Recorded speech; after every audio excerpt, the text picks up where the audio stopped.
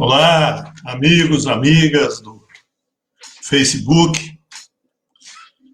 Vamos começar essa semana usando uns termos em inglês, né? Home office, delivery, e-commerce. São termos que estão entrando no nosso dia a dia, como já entraram na internet, site, outras coisas mais, né? Bom, e nós temos que olhar para isso com muito cuidado, com muito carinho e pensar o que isso está promovendo na nossa vida, na vida da sociedade, na vida das cidades, inclusive cidades de portes diferentes. Certamente, essas mudanças todas têm um impacto diferenciado dependendo do tamanho das cidades. E isso pode acelerar algumas mudanças que estavam acontecendo, já vinham mudando, né? As compras, o e-commerce, né? As compras pela internet, isso vinha crescendo. E pode ser que agora, com a pandemia, com a Covid-19, isso aumente mais rapidamente. Então, estão se esperando mudanças na estrutura econômica que exige que os empresários mudem, os trabalhadores vão ser afetados, e o poder público também tem que adotar política pública para esses novos tempos. Bom, e isso não é de agora, evidentemente. Eu lembro que há alguns anos eu li um livro que chama-se O Mundo é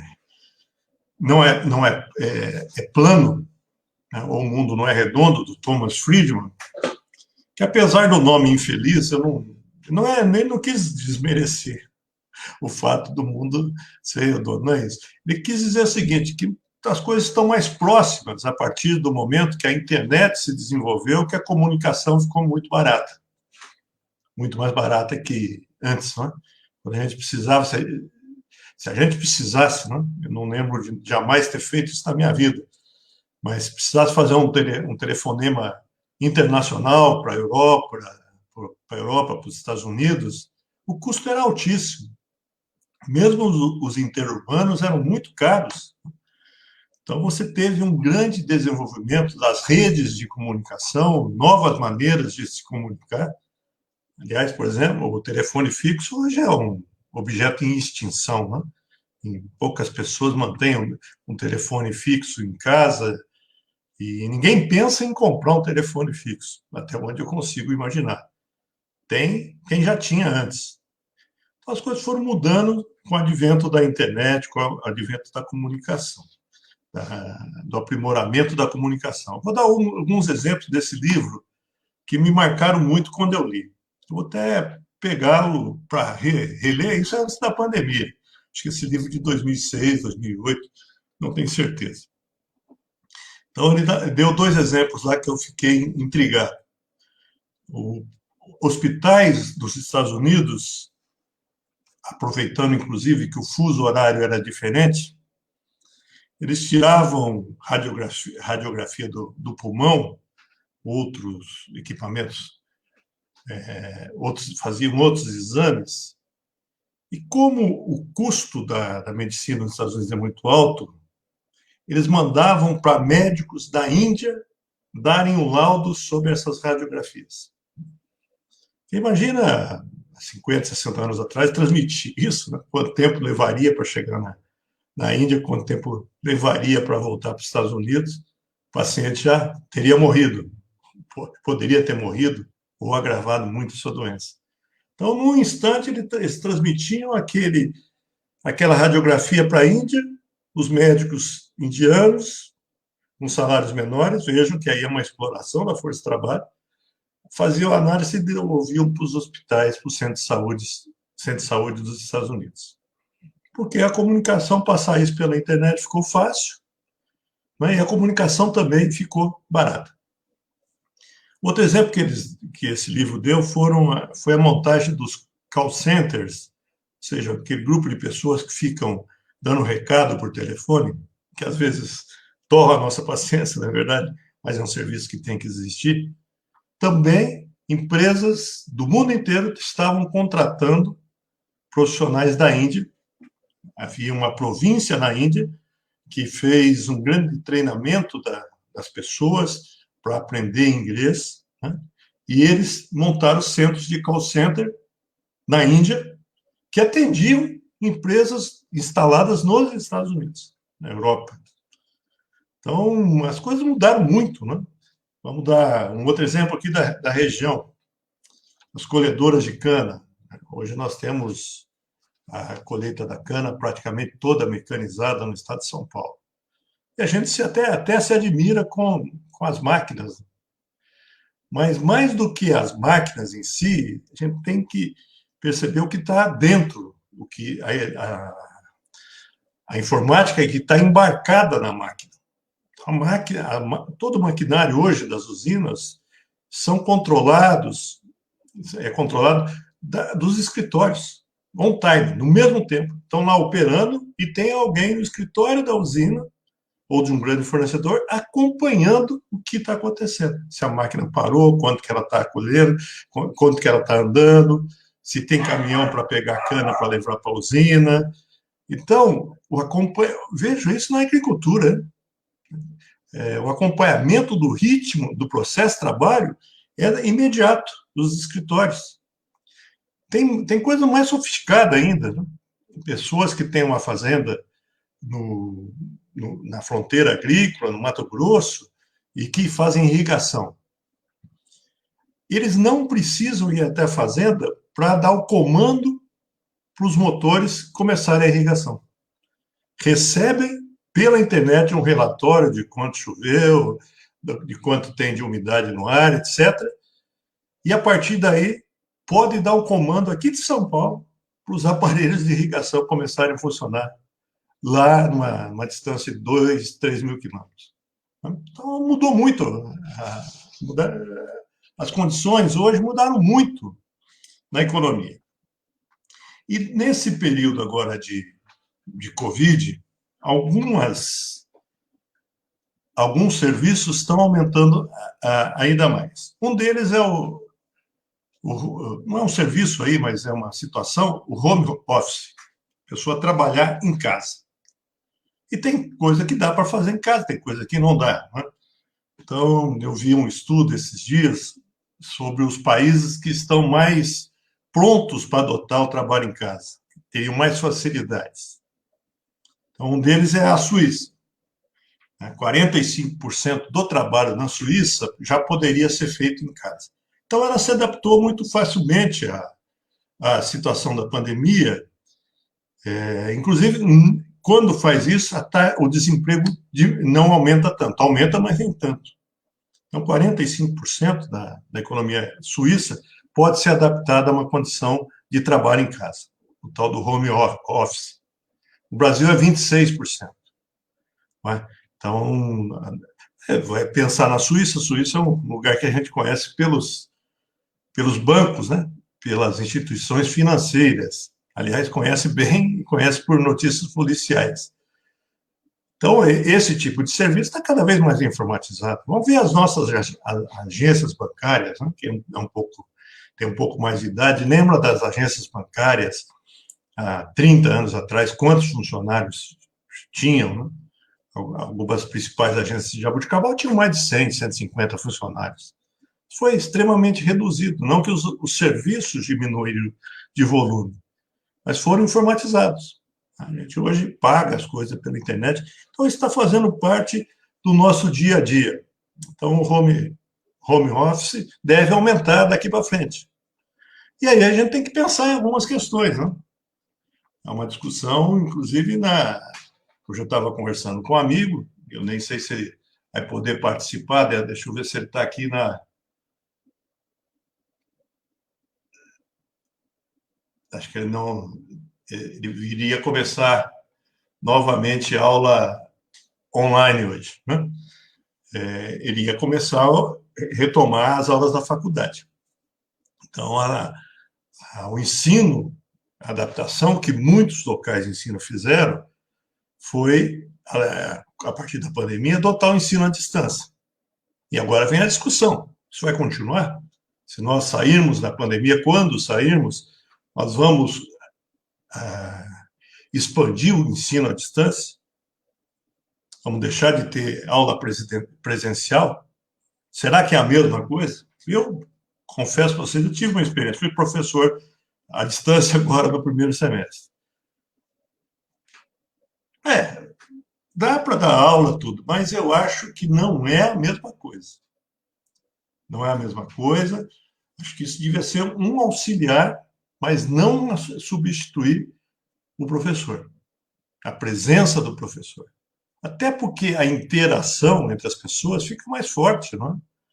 Então, a tecnologia é importante, temos que avançar, mas tomar um pouco de cuidado para não substituirmos totalmente as pessoas. Então, isso eu percebi agora nesse primeiro semestre, quando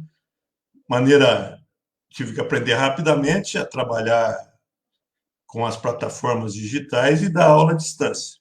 Mas acho que isso não deve ser a solução para todo nível de ensino. Ensino à distância não deve, na minha avaliação, predominar. E acho que muita gente pensa como eu. Pensa que há necessidade da interação entre o professor e os alunos, um acompanhamento mais presencial. Alguns alunos vão melhor, outros não. Então, essa interação, a aula à distância, não, até onde eu percebo, não substitui. Eu queria levantar algumas pessoas que já estão aqui com a gente, a Miriam, o Edson Falvo, o Jonathan, o Adriano, boa noite a todos. Mário Ivo Mengon, boa noite, Mário. Marcelo Félix, boa noite, companheiro Bacarim. Márcio José da Costa, o Eugênio Ferreira, que vai começar um curso online hoje, retomar, né? Depois das férias de julho. Regina Torres, Carlos Eduardo de Paula, que é operador de colhedora de cana, Isilda Anjos, Zé Ernesto Poli, a Miúcha Matheus Sampaio. Oi, Miúcha, tudo bom? Cláudia Guzmão, Zé Américo Sarge, William Henrique Pereira, Neneu Zúculo, obrigado pela participação de vocês. Bom, então nessas mudanças, a gente está observando que novas plataformas de comunicação estão aparecendo. O pessoal já ouviu falar do Skype, do Hangout, que nem está sumindo, o Hangout está sendo substituído, o Google Meet, o StreamYard, que eu estou usando aqui. O que são essas plataformas? Elas permitem você fazer reuniões à distância. Tá? Então, você consegue juntar pessoas em frente do computador, em frente de um celular, e elas se reunirem e discutir as coisas. Então, isso vai eliminar viagens, isso tudo vai provocar alterações na economia. E alterações nas necessidades das pessoas. Por exemplo, São Paulo, vamos pegar uma grande cidade, a região metropolitana de São Paulo. Houve uma queda muito grande no trânsito de São Paulo com a pandemia. As pessoas deixaram de se deslocar. Até o ar ficou melhor em São Paulo, né? Se percebeu coisas que não se percebia mais. Então, os ônibus passaram a ter menos gente, os metrôs. Então, você vai ter, provavelmente, o menor uso do transporte. Isso vai ter uma série de implicações, né? Porque, junto com o transporte, você tem uma série de serviços, outros serviços, postos de combustíveis. Aliás, os postos de combustíveis estão sofrendo muito nessa pandemia. A sua renda está caindo bastante, né? Porque as pessoas deixaram de se deslocar, bem menos do que se deslocavam anteriormente. Se isso continua, isso provoca uma mudança na economia. Alguns setores crescem, outros diminuem. Serviços de delivery, né, que está aumentando muito, inclusive. Eu queria... O Eugênio está fazendo um comentário aqui.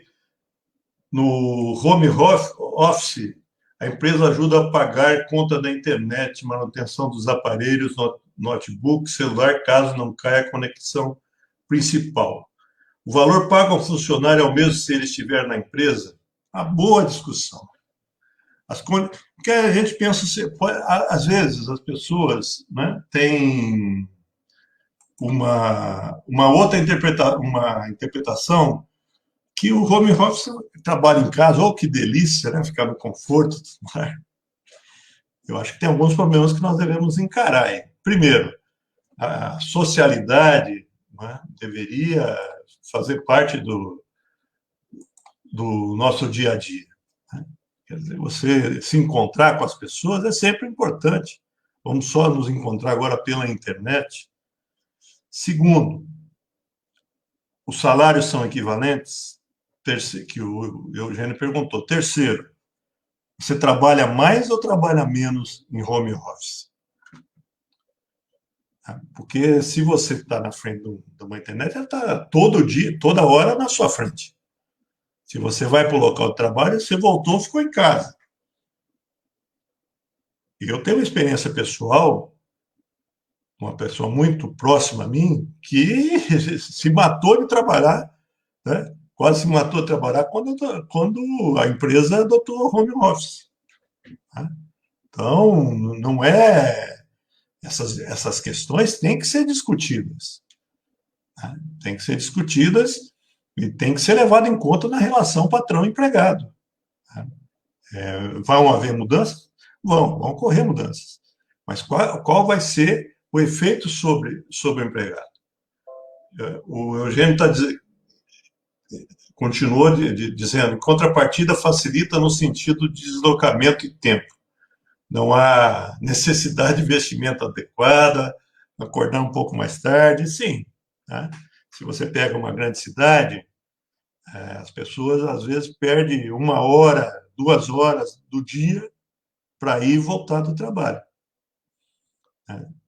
Ter a possibilidade de home office, isso não aconteceria. Mas, veja, nem todo serviço, todo trabalho pode ser feito em casa. Né? Muita coisa vai ter que ser feita nos serviços industriais, né? As operações das indústrias. Muitas dessas coisas não pode ser feito em casa.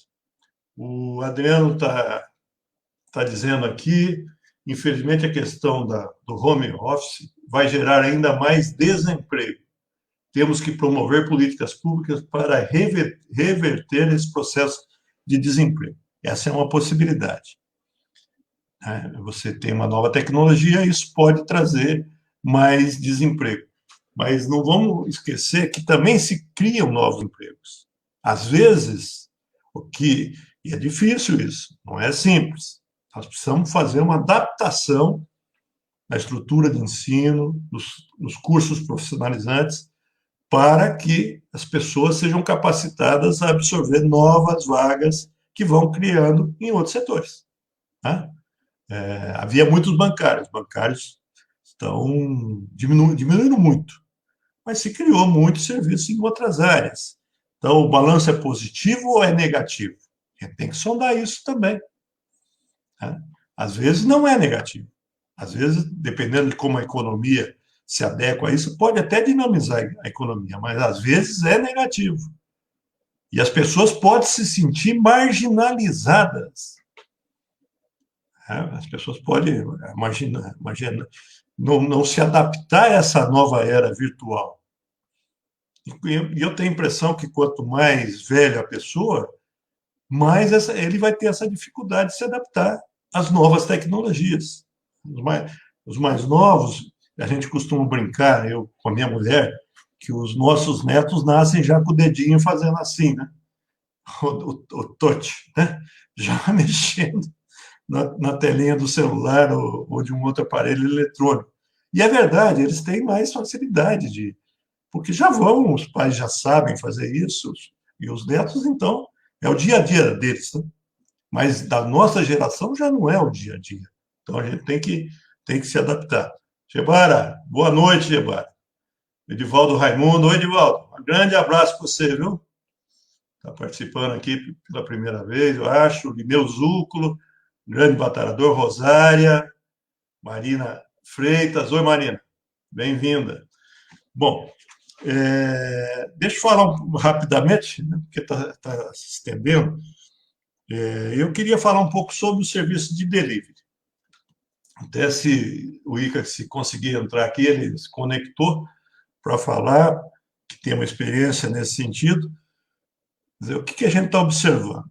Né? Que o prazer que a gente tinha de ir em lanchonetes, bares, restaurantes, para encontrar amigos, né? Pessoal mais novo para procurar namorada, procurar namorado, né? Paquerar, como se dizia anteriormente. Bom, isso está suspenso. E as pessoas passaram a consumir mais o serviço de comida na casa. Né? Como deixar de ir ao cinema, não é? Com tanta facilidade que a gente tem hoje na, na televisão em casa, né? Pode acessar várias. Lógico que isso tem custo, não é de graça. Né? Mas pode acessar filmes em casa, fazer a sua programação. Né? Então você começa a deixar de se relacionar, se encontrar. Ontem eu tive uma experiência que eu achei muito interessante. Eu vi o jogo do Palmeiras e da Ponte Preta, né, pela televisão. E sem torcida. Mas achei muito engraçado isso. Engraçado e talvez trágico. Mas puseram uns alto-falantes no estádio, no Allianz Parque, imitando a torcida. Né? Então, você ouvia um desavisado que não soubesse que não tinha torcida, não ia perceber isso, mas ia achar que tinha torcida, mas não era, eram os alto-falantes. E o alto-falante bem educado, porque a torcida às vezes perde a cabeça, xinga o juiz, né? Xinga o jogador do time adversário, às vezes o jogador do próprio time, mas uma torcida mais comportada. Bom, mas se é a mesma coisa, será que nós não vamos poder voltar a um estádio de futebol, ver um futebol ao vivo? Né? Vamos lembrar quando a gente podia ir no campo do Jabuticaba. Aqui nós estamos com outro problema, né? Além da pandemia. Nós já não temos um estádio, né? Mas será que é a mesma coisa? E que adaptação a gente tem que fazer? E como que os trabalhadores estão sendo tratados? Então, no serviço de delivery nas cidades, as estatísticas são terríveis em relação aos motoboys. A mortalidade é muito grande. É mais do que na média, mais do que um por dia morre na Grande São Paulo. Aquela correria do trânsito. Né? E as condições que esse pessoal trabalha. Então, há movimentos, eu vou colocar aqui, inclusive, movimentos do pessoal que entrega comida em casa, entrega outras coisas em casa, né? Os motoboys, para se organizar e ter condições de trabalho decente. Os nomes são bonitos, né? Delivery, iFood, tem outros nomes, né? Bom, mas se as pessoas estão tendo comodidade de receber a comida em casa e quem a entrega em condições desumanas de trabalho, isso não está certo. Então, nós precisamos ir pensando em tudo isso. Mas eu. Obrigado, Marina. Marina Freitas, estamos juntos, senhor Vacari, obrigado. Eu queria ir afunilando para a situação do município. O que isso implica no município? O município, como é que o município tem que se preparar para isso? Vai ter baque na economia? Vai, já tem baque na economia, não é? Então, pequeno comércio da cidade, bares, restaurantes, pessoal que trabalha com viagem, o pessoal da van, que tem um micro-ônibus, uma van para viagem, que tem uma agência de turismo. O pessoal todo sentiu muito essa crise. Volta depois da pandemia? Será que tudo vai voltar a ser igual ou vai ter mudança? Que estruturas econômicas vão se fortalecer? Que estruturas econômicas vão diminuir? Como que a economia tem que ser pensada? Então, essa é uma discussão que a gente teria que fazer. Né? O e-commerce, né, que é a compra que a gente faz da comunidade da nossa casa, está cada vez mais presente. E é fácil, né? De primeiro tinha muitos problemas, demorava, o produto chegava estragado. Hoje é mais difícil, está cada vez mais preciso. Então, as reclamações não são tão grandes mais no e-commerce. Agora, isso é uma grande estrutura, não é? Como é que o pequeno comércio local sobrevive a isso? O que a gente teria que pensar? Que adaptação a gente teria que pensar com as organizações empresariais para que os pequenos serviços, o pequeno serviço e o pequeno comércio se adaptasse a essas mudanças? Ou simplesmente não deixar ir de roldão por essas mudanças? Então, essa é uma discussão que a gente teria que fazer. A nossa estrutura de ensino é outra, no meu modo de entender. Isso é uma pergunta, viu? Eu não tenho muitas informações. Eu gostaria que a gente pensasse sobre isso. A nossa estrutura de ensino está preparada para que as crianças, os jovens recebam informações, tenham uma formação que leve em conta essa nova realidade? Dá para fazer isso? Nós temos equipamentos de informática instalados, bons equipamentos instalados nas escolas públicas, que permite fazer um ensino que as crianças e jovens aprendam mais a realidade da vida moderna, ou isso vai promover exclusão social? Escolas pagas, com alto valor, vão ter condição de fazer isso, ensino público, não. Como é que nós vamos tratar isso? Como é que é a nossa rede de capacitação, de cursos, de capacitação na cidade? Temos cursos para isso? Precisamos investir nisso? Então, temos que pensar também no nosso sistema de ensino, ser muito ativo nesse caso. Pensar em saídas, né?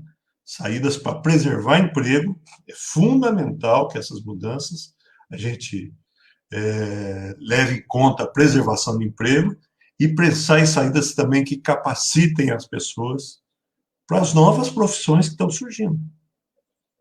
Na torcida para que as novas profissões que estão surgindo sejam suficientes para compensar aquelas que estão sumindo. Se a gente pensar, eu pensar no meu pai foi bancário a vida inteira. Eu também sou professor universitário minha vida profissional inteira. Mas funcionário público é mais estável. Mas já na minha geração teve muita gente que perdeu, foi mudando de emprego. Geração nova, eu vejo pelos meus filhos, né? A instabilidade e os netos provavelmente vai ser maior.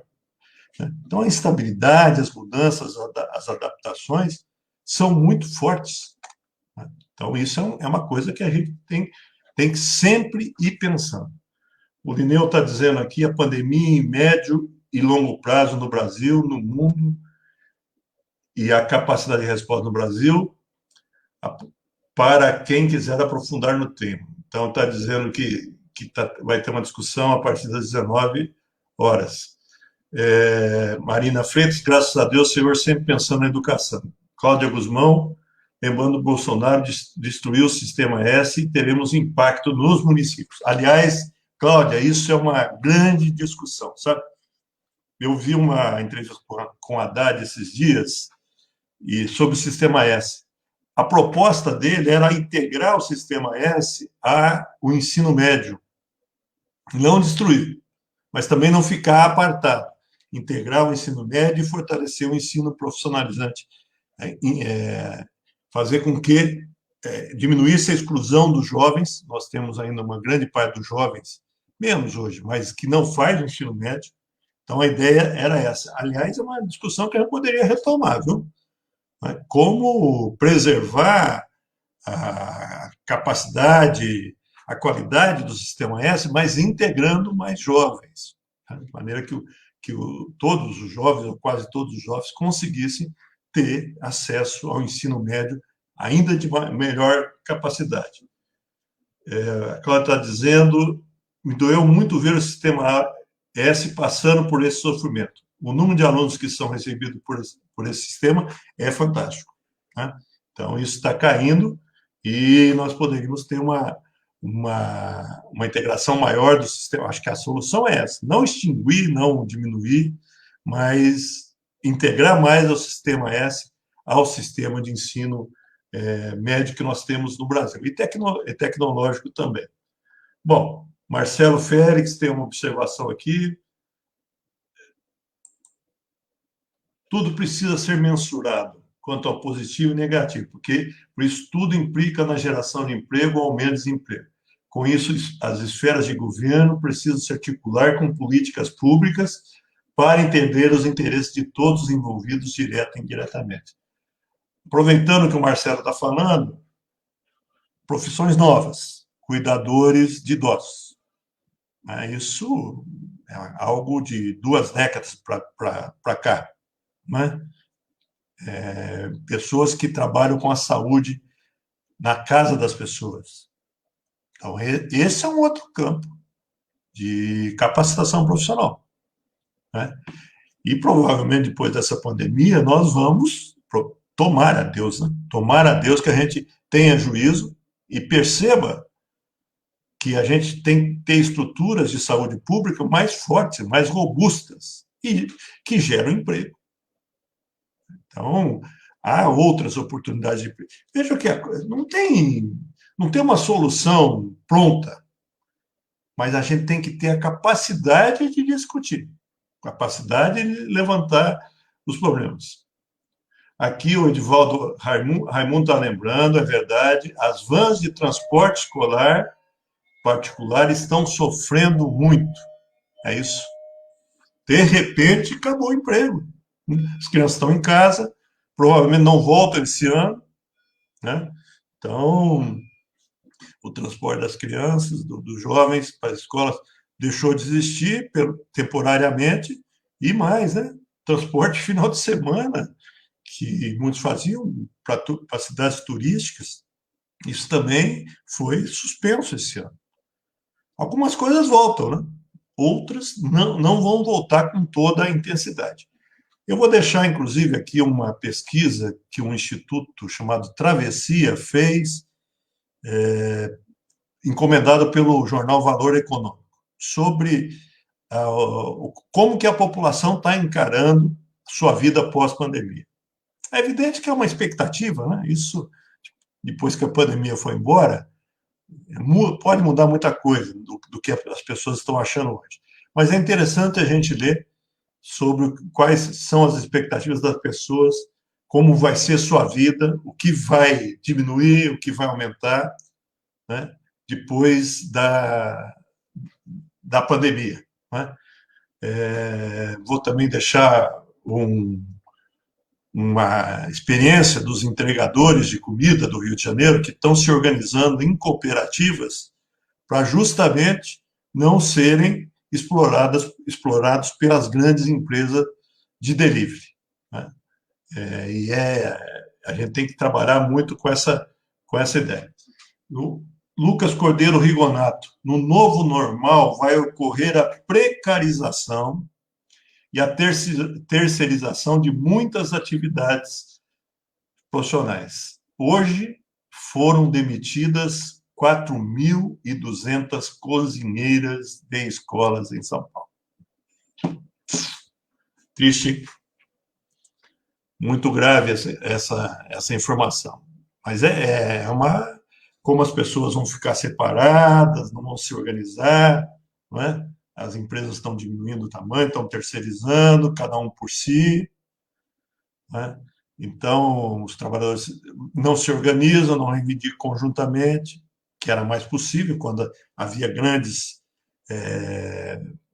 locais de trabalho com muita gente, né? Aí a força de vários sindicatos, isso vai muito importante.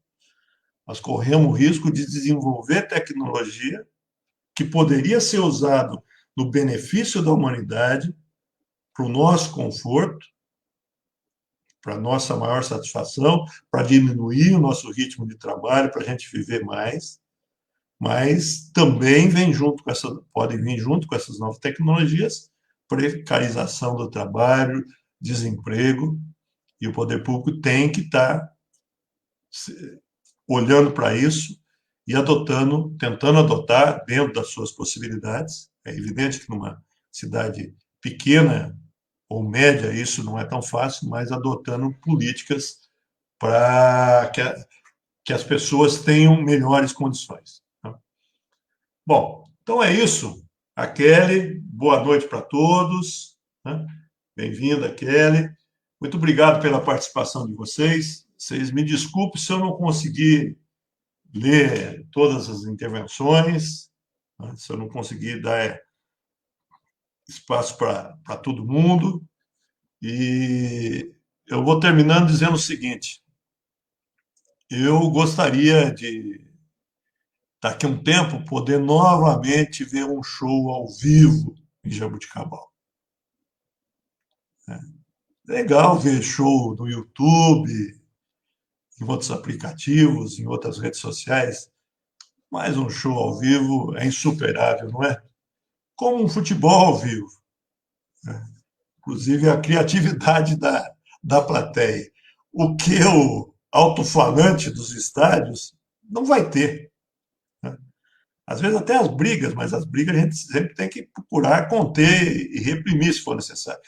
Mas a criatividade de pessoas juntas, aquele congraçamento, é insubstituível, não é não? Eu acho que é. Né? Então vamos. A vida vai estar mudando, né?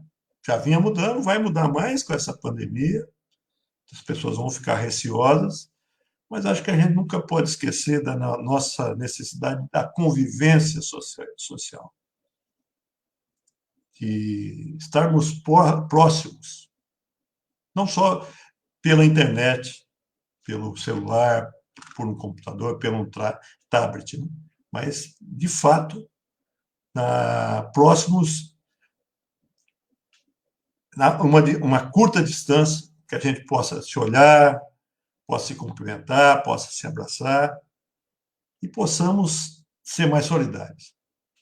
Boa noite a todos e até amanhã.